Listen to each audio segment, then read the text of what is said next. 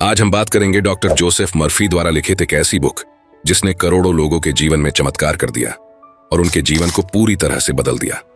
जी हाँ, हम बात कर रहे हैं the power of your subconscious mind के बारे में। इस पुस्तक को हल्के में लेने की बिल्कुल गलती मत करना। ये सबकॉन्शियस माइंड के बारे में लिखी गई अब तक की सबसे बेस्ट बुक है। डॉक्टर जोसेफ मर्फी ने अपना अधिकांश समय पूर्वी देशों के धर्मों के अध्ययन में बिताया। शोध के सिलसिले में वे कई साल भारत में भी रहे। विश्व के सभी प्रमुख धर्मों का अध्ययन करने के बाद उन्हें विश्वास हो गया कि पूरी सृष्टि में एक विराट शक्ति व्याप्त है और वह शक्ति हमारे भीतर है, जिसे डॉक्टर मर्फी ने नाम दिया the power of subconscious mind means अवचेतन मन की शक्ति। और इसी शक्ति के बारे में हम इस वीडियो में डिटेल में समझेंगे। जब आप अपने अवचेतन मन की जादुई शक्ति का प्रयोग करना सीख जाएंगे तो आपके जीवन में चमत्कार होने लगेंगे।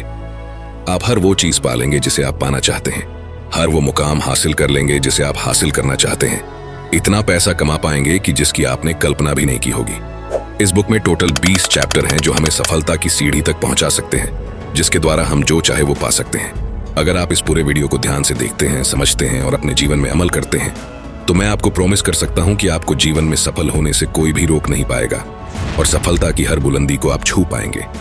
अगर आप भी जीवन में हर वो चीज पाना चाहते हैं जिसकी आपने कल्पनाएं भी नहीं की तो वीडियो को पूरा देखना और एक भी पॉइंट मिस मत करना। तो चलिए शुरू करते हैं। चैप्टर 1, आपके भीतर बहुत बड़ा खजाना छिपा है। क्या आप जानते हैं, चुंबक लगा लोहे का एक टुकड़ा अपने वजन से 12 गुना अधिक वजन को आसानी से उठा सकता है, लेकिन अगर उसमें से चुंबक निकाल दे तो वह एक तिनका भी नहीं उठा सकता। इसी तरह दुनिया में 2 तरह के लोग होते हैं। एक चुंबकीय ताकत रखने वाले, जिनमें विश्वास और आस्था कूट कूट कर भरी होती है, जो जानते हैं कि वे जीतेंगे और सफल होंगे। और दूसरे, जिनमें चुंबकीय तत्व नहीं होते, जो हमेशा डरे हुए रहते हैं, भयभीत रहते हैं, उन्हें हर बात में संदेह होता है। इस प्रकार के लोग जिंदगी में आगे नहीं बढ़ पाते। आप भी चुंबकीय व्यक्ति बन सकते हैं, बशर्ते आप इतिहास के सबसे बड़े रहस्य अवचेतन मन की शक्ति को समझ ले और उस पर अमल करने लगे। अब हम समझेंगे कि यह अवचेतन मन है क्या। आपका मस्तिष्क दरअसल में एक है, किंतु उसके 2 स्पष्ट भाग हैं। दोनों की विशेषताएं अलग अलग हैं। दोनों भागों को एक रेखा अलग करती है। दोनों के कार्य बुनियादी रूप से एक दूसरे से अलग हैं। प्रत्येक विभाग को अलग अलग शक्तियां और गुण मिले हैं। एक चेतन मन और दूसरा अवचेतन मन। जो सतह पर दिखाई देता है, यानी जैसे आप दिखाई देते हो, वो चेतन मन है, और जो आपके अंदर का मन, जो आपके अंदर है, जो दिखाई नहीं देता, वह अवचेतन मन है। चेतन मन और अवचेतन मन एक दूसरे से कैसे कनेक्टेड हैं, ये एक स्टोरी से समझते हैं। एक बार महान ओपेरा गायक एनरिको कैरुसो अपनी करियर की शुरुआत में मंच पर जाने से घबरा रहे थे। डर के मारे उनके गले की मांसपेशियां ही ऐंठ गई। उनका चेहरा पसीने से तरबतर हो गया। वे शर्म और घबराहट में मंच के पीछे चले गए। कुछ ही पल बाद उन्हें हजारों लोगों के सामने परफॉर्म करना था, लेकिन पब्लिक को देखकर उन पर डर की भावना हावी हो गई। उन्होंने कांपते हुए कहा, मैं नहीं गा सकता, सब लोग मुझ पर हंसेंगे। वे अपने ड्रेसिंग रूम में जाने के लिए मुड़े। तभी अचानक वे रुक कर चिल्लाए, भाग जाओ डर, तुम्हें भागना ही होगा, भागना होगा, भागो यहां से। वे दोबारा मंच पर गए और सीना तानकर खड़े हो गए और उन्होंने ऐसे गाया कि सुनने वालों का दिल जीत लिया। इस स्टोरी से हमने क्या सीखा?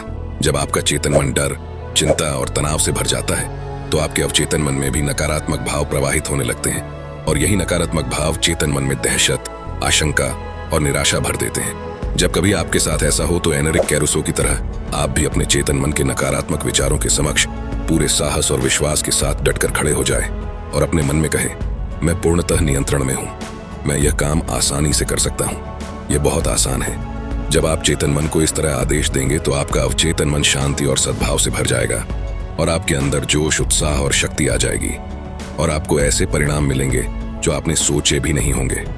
मान लीजिए कि आपका मस्तिष्क एक बगीचा है और आप उस बगीचे के मालिक हैं। अब आपके बगीचे में कौन सी फसल उगेगी? ऑब्वियसली आपके बगीचे में वही फसल उगेगी जिसके बीज आप उसमें बोएंगे। उसी तरह हम भी अपने मस्तिष्क के बगीचे में दिन भर अपने विचारों के बीज बोते हैं। अब ये विचारों के बीज आते कहां से हैं? ये उत्पन्न होते हैं हमारी आदतों से। अगर आप कांटे बोते हैं तो क्या आपको अंगूर मिलेंगे? कंटीली झाड़ियां बोएंगे तो क्या अंजीर की फसल मिलेगी? जैसे विचारों की बुवाई आप अपने मस्तिष्क में करते हैं, वैसे ही परिणाम आपको मिलते हैं। अब सवाल यह है कि आपको चेतन मस्तिष्क में ही अच्छे विचार क्यों सोचने हैं? तो जवाब है, क्योंकि अवचेतन मन सही गलत में फर्क नहीं कर सकता। ये तो बस चेतन मन द्वारा सोचे गए विचारों को अस्तित्व देने का काम करता है, चाहे वो सही हो या गलत। ये बहुत ही इंपॉर्टेंट लाइन है। अगर एक बार में समझ ना आई हो तो बैक जाकर दोबारा सुन लेना। फॉर एग्जाम्पल, अगर कोई इंसान है जो किसी पर बहुत ज्यादा गुस्सा है और उसका गुस्सा इस हद तक बढ़ गया कि वो उसका का खून करना चाहता है और बार बार बोलता रहता है, मैं उसको मार डालूंगा, मैं उसको मार डालूंगा, उसका खून कर दूंगा। बार बार यही बातें बोलने की वजह से ये सारी बातें उस इंसान की अवचेतन मन पर अंकित हो जाएगी और अल्लाह दीन के चिराग से उत्पन्न हुए जिनकी तरह उसका अवचेतन मन बोलेगा, जो हुक्म मेरे आका, और वो ऐसी परिस्थितियां उत्पन्न कर देगा कि वो इंसान एक दिन सचमुच खून कर देगा। अब किसी का खून करना यह तो बहुत बुरी बात है, तो अवचेतन मन ने उसे ये सब करने से रोका क्यों नहीं? क्योंकि अवचेतन मन सही और गलत में फर्क नहीं कर सकता। यह तो बस चेतन मन द्वारा सोचे गए विचारों को अस्तित्व देने का काम करता है, चाहे वो विचार सही हो या गलत। और अगर कोई स्टूडेंट एग्जाम में टॉप करना चाहता है और बार बार बोलता है, मैं टॉप करूंगा, मैं टॉप करूंगा, मैं टॉप करूंगा, बार बार बोलकर इस विचार को अपने अवचेतन मन में अंकित कर देता है, तो फिर से आपका अवचेतन मन कहेगा, जो हुक्म मेरे आका, और वो ऐसी परिस्थितियां उत्पन्न कर देगा, आपको इतनी मेहनत करने पर विवश कर देगा कि वो स्टूडेंट एग्जाम टॉप कर लेगा। यह अवचेतन मन हर उस चीज को हकीकत में ला सकता है जो आप हासिल करना चाहते हैं। इसलिए आपके मस्तिष्क में आने वाला प्रत्येक विचार महत्वपूर्ण है। सिर्फ ऐसे विचारों को ही अपने मस्तिष्क में जगह दे जिनसे आपको ताकत और शक्ति मिलती हो, जो हमारे मस्तिष्क को कमजोर करे।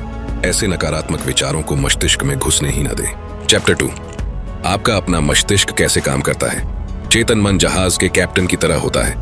वह सिर्फ नीचे इंजन रूम में बैठे कर्मचारियों को आदेश देता है, जो सभी बॉयलरों, मशीनों, यंत्रों को उसके आदेशों के अनुकूल चलाते हैं। मशीन रूम में काम कर रहे कर्मचारियों को यह पता नहीं होता कि वे कहां तथा किस ओर जा रहे हैं। वे केवल आदेशों का पालन करते हैं।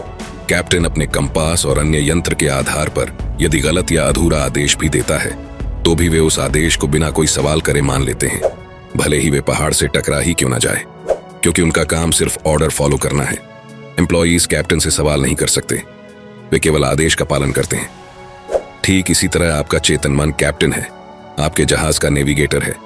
जिस विचार पर आपका चेतन मन विश्वास करता है और सही मानता है, उसी विचार को अवचेतन मन बिना सवाल पूछे आपका आदेश समझकर स्वीकार कर लेता है। चाहे वो सही हो या गलत, इससे उसे कोई फर्क नहीं पड़ता। और जब चेतन मन से कोई शब्द या वाक्य आप बार बार बोलते रहते हैं, तो आपका अवचेतन मन उसे एक्सेप्ट कर लेता है और उसे साकार कर देता है। चाहे वो चीज सही हो या गलत, सकारात्मक हो या नकारात्मक। जब आप कोई नकारात्मक चीजें बार बार कहते हैं, जैसे कि ये बहुत मुश्किल है, मैं ये नहीं कर सकता, मैं स्मार्ट और इंटेलिजेंट नहीं हूँ, मैं किसी काम का नहीं हूँ, मैं बिल्कुल नाकारा हूँ, ये मेरे बस में नहीं है, मैं अमीर नहीं बन सकता, तब आपका अवचेतन मन आपके शब्दों को स्वीकार कर लेता है और बिल्कुल वैसी ही परिस्थितियां पैदा कर देता है, जिससे आपके लिए वह चीज प्राप्त करना सचमुच मुश्किल बन जाता है। जब तक आप ये कहते रहोगे, मैं यह कार नहीं खरीद सकता, मैं यूरोप की यात्रा नहीं कर सकता, मैं यह घर नहीं खरीद सकता, यह सूट, यह पतलून नहीं खरीद सकता, तब तक यह जान लो कि आपका अवचेतन मन आपके नकारात्मक आदेशों का पालन करता रहेगा और जीवन भर आप अभावों में जीते रहेंगे। लेकिन अगर आप इसके बदले यह बोलते हैं, यह बहुत आसान है, मैं बहुत स्मार्ट और इंटेलिजेंट हूँ, मैं 100% अमीर बन सकता हूँ, मैं यह कार खरीद सकता हूँ, मैं यूरोप टूर पर जा सकता हूँ, तो आपका अवचेतन मस्तिष्क बिना सवाल पूछे यह सच मान लेगा और ऐसी परिस्थितियां उत्पन्न कर देगा जिससे आप उस चीज को हासिल कर लेंगे। सुनने में आपको थोड़ा अजीब लग रहा होगा, लेकिन यही सच्चाई है दोस्तों। एक और एग्जाम्पल देखते हैं। एक युवा गायिका को गाने के ऑडिशन के लिए बुलाया गया।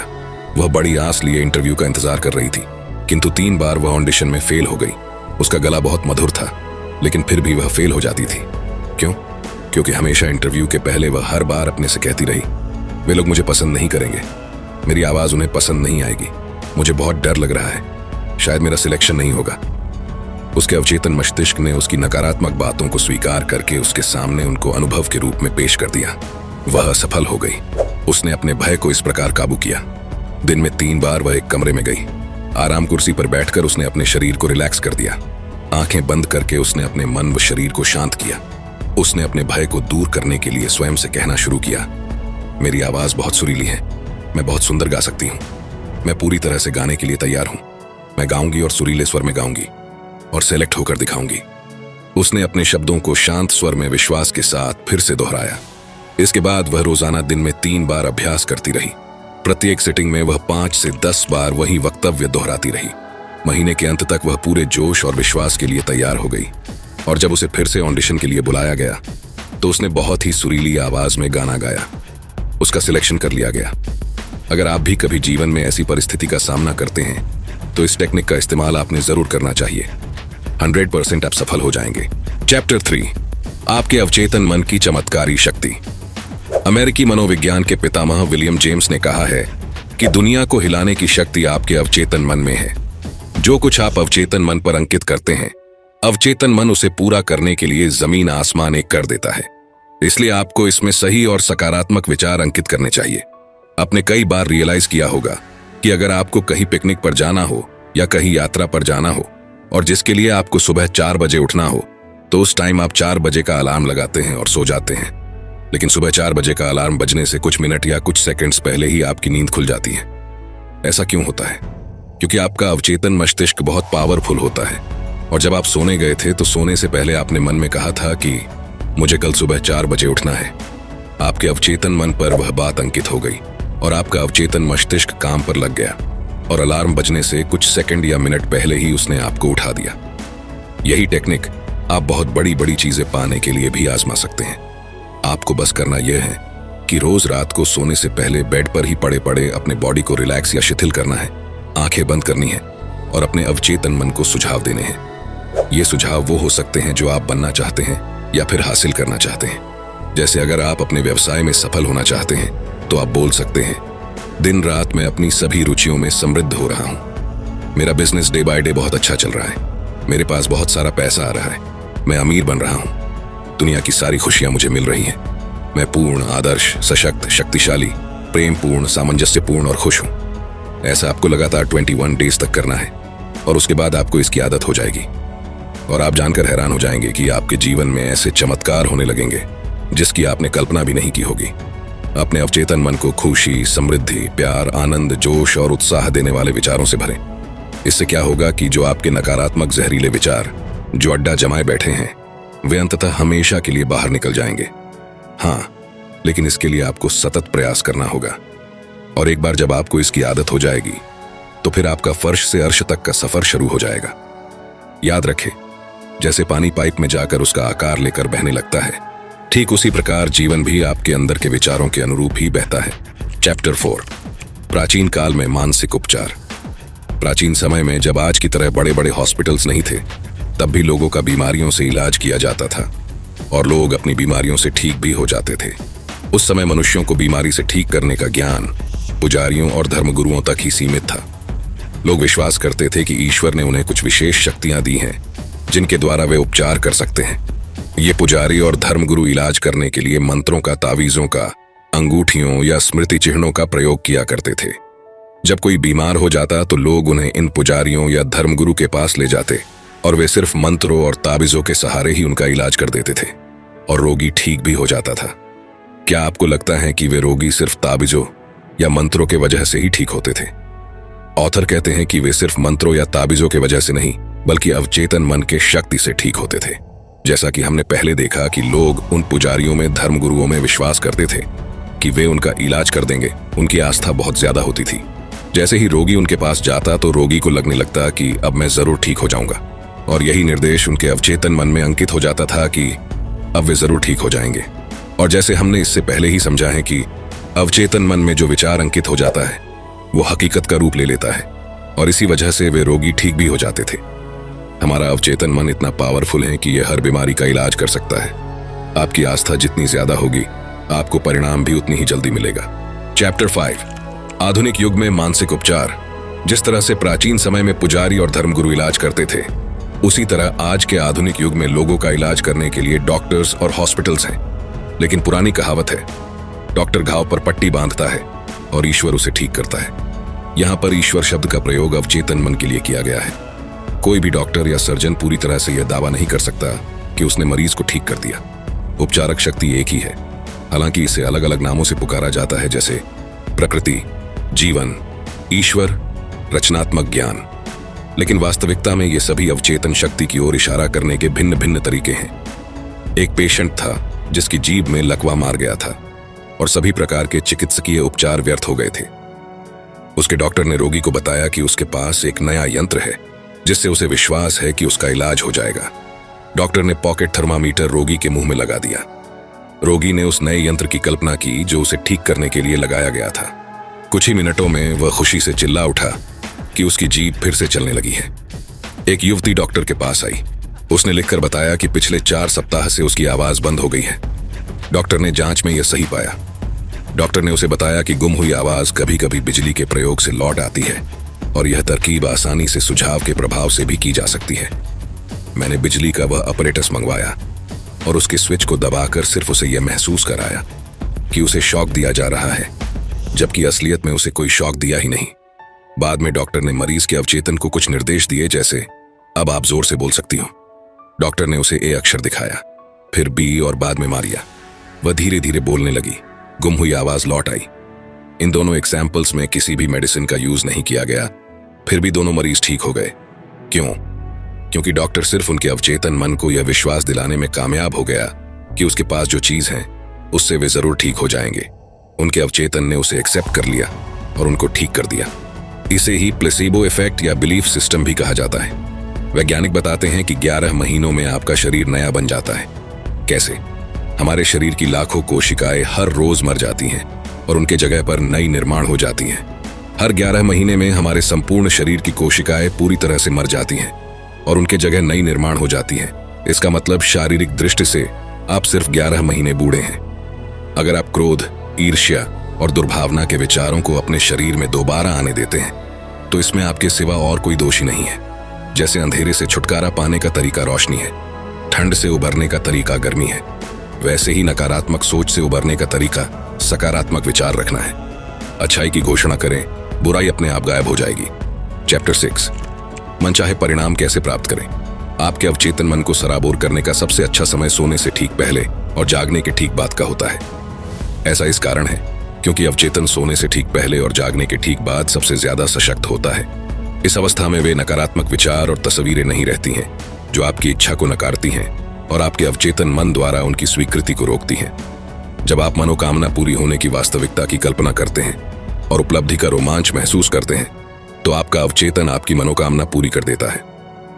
सेहत की भावना से सेहत उत्पन्न होती है, दौलत की भावना से दौलत उत्पन्न होती है। अब आप बताइए कि आपकी भावना कैसी है। कल्पना आपकी सबसे बड़ी आंतरिक शक्ति है। अच्छी और सुंदर चीजों की कल्पना करें। आप वैसे ही हैं जैसी आप खुद के बारे में कल्पना करते हैं। सोने से पहले अपनी इच्छा के पूर्ण होने की बार बार कल्पना करें। विश्वास करें कि वे इच्छाएं पूरी हो रही हैं और शांति से सोए और खुशी से जागें। एक दिन आएगा जब आपकी इच्छा हकीकत में साकार हो जाएगी। याद रखें, अगर आपके जीवन में कोई समस्या है तो आप अपनी किसी भी समस्या का उत्तर बताने की जिम्मेदारी सोने से पहले अपने अवचेतन मन को सौंप दें। वह आपको उसका उत्तर देगा। दोस्तों, अगर आप अभी तक इस वीडियो में बने हुए हैं तो इसका मतलब है कि आप जीवन में बहुत आगे बढ़ना चाहते हैं और अवचेतन मन की शक्ति से जीवन में सफलता की बुलंदियों को छूना चाहते हैं। और ऐसा होगा भी जरूर। आगे आने वाले पॉइंट्स और भी इंपॉर्टेंट हैं। वीडियो में बने रहे।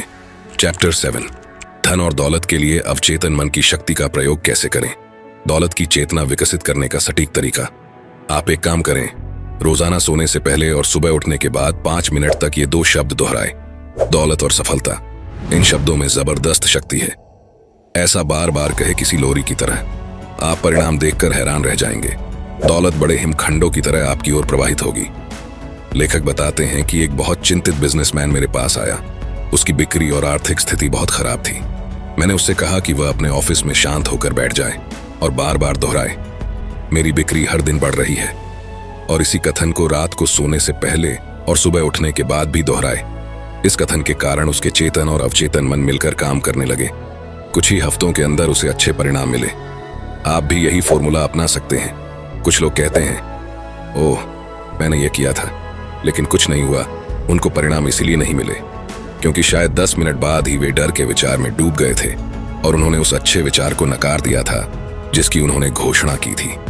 जब आप सुबह जमीन में कोई बीज बोते हैं और दोपहर तक अगर वो पौधा नहीं बन जाता तो क्या आप उसी दिन जमीन खोदकर बीज को बाहर निकाल लेते हैं?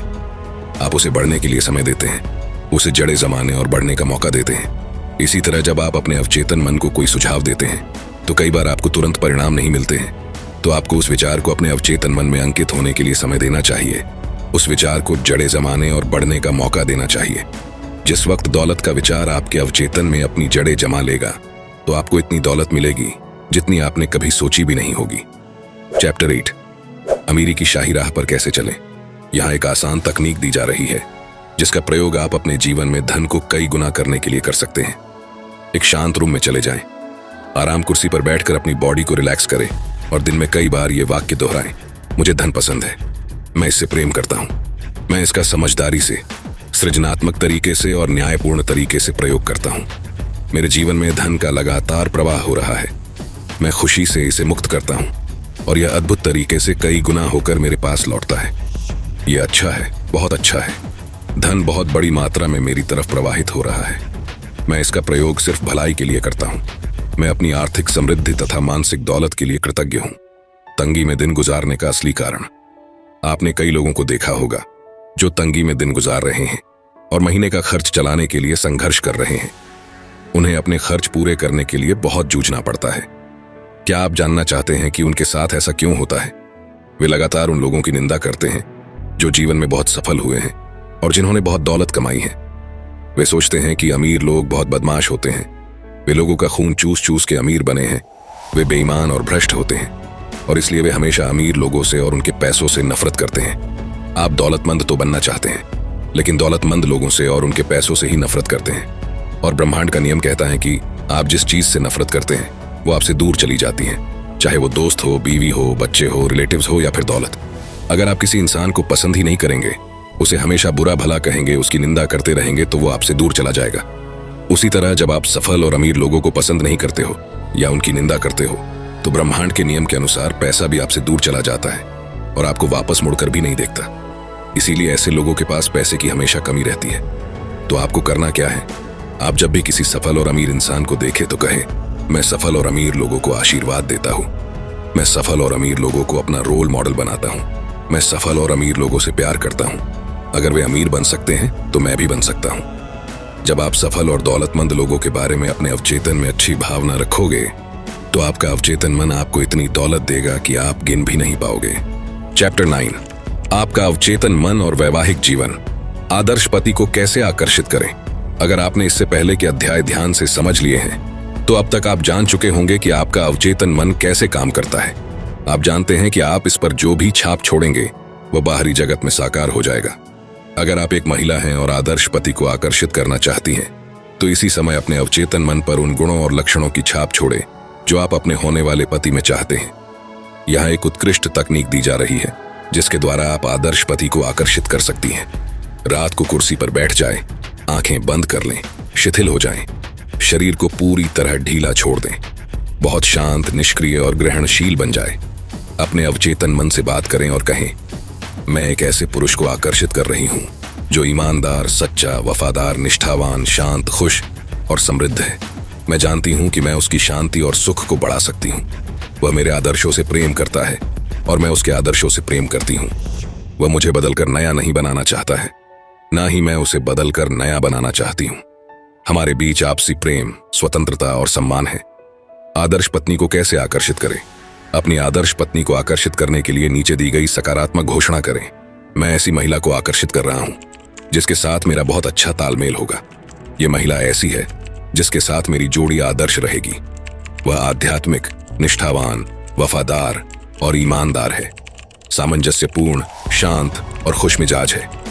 हम एक दूसरे की तरफ प्रबलता से आकर्षित हो रहे हैं। मैं जानता हूं कि मैं इस महिला को प्रेम, प्रकाश, शांति और खुशी दे सकता हूं। मैं महसूस करता हूं और विश्वास करता हूं कि मैं इस महिला के जीवन को अद्भुत बना सकता हूं। मैं अब आदर्श जीवन साथी को स्वीकार करता हूं। मानसिक रूप से अपनी पत्नी की वैसी तस्वीर बनाएं जैसी उसे होना चाहिए, खुश, सुखी, स्वस्थ और सुंदर। अपने पति को उस तरह देखें जैसा उसे होना चाहिए, सशक्त, शक्तिशाली, प्रेमपूर्ण, सद्भावनापूर्ण और दयालु। मानसिक तस्वीर देखते रहेंगे तो आप अनुभव करेंगे कि आपका वैवाहिक जीवन स्वर्ग बन चुका है जो सद्भाव और शांति से भरा है। चैप्टर 10, मन से हमेशा युवा कैसे रहे? आप उतने ही युवा हैं जितना खुद को मानते हैं। मैं हर कुछ सालों में लंदन के कैक्सटन हॉल में भाषण देता हूँ। ऐसे ही एक भाषण के बाद एक सर्जन मुझसे मिलने आया। उसने मुझसे कहा, मेरी उम्र 84 साल है, मैं हर सुबह ऑपरेशन करता हूँ, दोपहर में मरीजों को देखने जाता हूँ और शाम को मेडिकल व वैज्ञानिक जर्नल्स के लिए लेख लिखता हूँ। उसका नजरिया यह था कि वह उतना ही उपयोगी है जितना वह खुद को मानता है और उतना ही युवा है जितने उसके विचार हैं। उसने मुझसे कहा, आपने अभी अभी जो कहा है वह बिल्कुल सही है। व्यक्ति उतना ही युवा होता है जितना वह खुद को मानता है उतना ही मूल्यवान होता है जितना वह खुद को समझता है। कुछ लोग 30 साल की उम्र में ही बूढ़े हो जाते हैं, जबकि कुछ 80 साल में भी युवा रहते हैं। मस्तिष्क ही सबसे बड़ा बुनकर, आर्किटेक्ट, डिजाइनर और मूर्तिकार है। नाटककार जॉर्ज बर्नार्ड शॉ 90 साल की उम्र में भी सक्रिय थे। रोमन देशभक्त मार्कस पोर्सियस केटो ने 80 साल की उम्र में ग्रीक भाषा सीखी। महान जर्मन अमेरिकन कलाकार मैडम अर्नेस्टाइन शूमैन हैंक दादी बनने के बाद अपनी संगीत सफलता के शिखर पर पहुंची। यूनानी दार्शनिक सुकरात ने वाद्य यंत्र बजाना तब सीखा जब वे 80 साल के थे। माइकल एंजेलो 80 साल की उम्र में अपने सबसे महान कैनवास पर पेंटिंग करते थे। 80 साल की उम्र में सियोस सायमनाइड्स ने कविता का पुरस्कार जीता। लियोपोल्ड वॉन रैंके ने अपनी हिस्ट्री ऑफ द वर्ल्ड शुरू की, जिसे उन्होंने 92 साल की उम्र में पूरा किया। अल्फ्रेड लॉर्ड टेनिसन ने 83 साल की उम्र में अपनी बेहतरीन कविता क्रॉसिंग द बार लिखी। आइजैक न्यूटन 85 साल की उम्र में भी बहुत मेहनत करते थे। लोगों को एक महान सच्चाई याद रखनी चाहिए, इंसान अपने दिल में जैसा सोचता है वैसा ही वह होता है। आप बूढ़े तब होते हैं जब आप जीवन में दिलचस्पी खो देते हैं और सपने देखना छोड़ देते हैं। तो हमेशा जवान बने रहने का एक ही तरीका है दोस्तों, जो हमारे चैनल का नाम भी है। जी हाँ, सपने देखते रहिए, क्योंकि सपने सच होते हैं। और अंत में जाते जाते पूरे किताब का सार आपको सिर्फ एक लाइन में दे रहा हूं, और वो लाइन है, इंसान जैसा अपने अवचेतन मन में सोचता है वैसा ही जीवन में बन जाता है। दोस्तों, ये बुक इतनी बढ़िया है कि इसे सिर्फ एक बार पढ़ने से कुछ नहीं होगा, बल्कि इसे बार बार पढ़ा जाना चाहिए, ताकि इस बुक का कंटेंट हमारे दिल और दिमाग की गहराई में पहुंच सके और हम अवचेतन मन की शक्ति का ज्यादा से ज्यादा फायदा उठा पाएं तथा अपने जीवन को एक नए मुकाम पर ले जाएं। इस बुक में टोटल 232 पेजेस हैं, लेकिन मैंने इस बुक को समराइज करके सिर्फ 30 पेजेस की एक छोटी सी ई बुक बनाई है, जिसमें इस वीडियो में कवर किए पॉइंट्स के साथ साथ वो सारे पॉइंट्स डिटेल्स में कवर किए गए हैं जो इस वीडियो में कवर नहीं हो पाए हैं। और इसका कोई फिक्स रेट नहीं है, मिनिमम चार्ज सिर्फ ₹1 है और मैक्सिमम कोई लिमिट नहीं है, जिसकी लिंक आपको डिस्क्रिप्शन में मिल जाएगी। और अगर आप इस 232 पेजेस के कंप्लीट बुक को पढ़ना चाहते हैं तो उसकी भी लिंक डिस्क्रिप्शन में मिल जाएगी। तो ठीक है दोस्तों, फिर से मिलेंगे आपको एक बेहतरीन वीडियो के साथ। तब तक अपना ख्याल रखिए, हंसते रहिए। दोस्तों, मुझे उम्मीद है ये वीडियो आपको पसंद आया होगा। ये वीडियो आपको कैसा लगा कमेंट सेक्शन में जरूर बताना, और पसंद आए तो लाइक जरूर कर देना। सपने सच होते हैं इस चैनल को सब्सक्राइब जरूर कर लेना, क्योंकि ऐसी ही बुक समरीज हम आपके लिए लाते रहते हैं। वीडियो को शेयर करना ना भूलें और सपने देखते रहिए, क्योंकि सपने सच होते हैं।